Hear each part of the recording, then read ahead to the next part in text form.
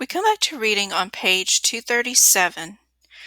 On page 237, you're going to start around line 252. So he urged and the men called out and hailed her.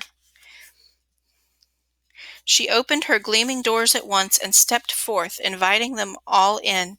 And in they went, all innocents. Only Eurylochus stayed behind. He sensed a trap, and she ushered them in to sit on high-backed chairs.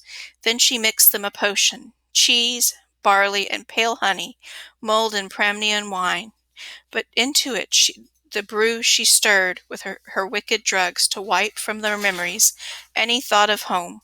Once they drained the bowl she filled, suddenly she struck with her wand, drove them into her pigsties, all of them bristling into swine, with grunts, snouts, even their bodies, yes, and only the men's minds stayed steadfast as before. So off they went to their pens, sobbing, squealing, as Circe flung them across, cornel nuts and mast, common fodder for hogs that root and roll in the mud. Back Eurylochus ran to our swift black ship to tell the disaster our poor friends had faced, but try as he might, he couldn't get a word out. Numbing sorrow had stunned the man to silence.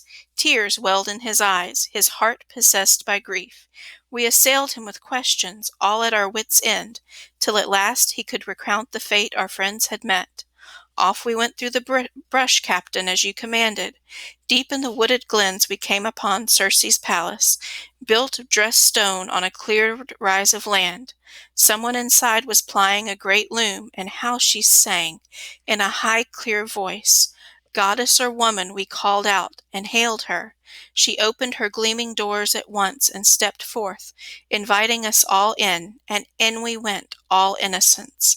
But I stayed behind. I sensed a trap. Suddenly all vanished, blotted out. Not one face showed again, though I sat there keeping watch a good long time.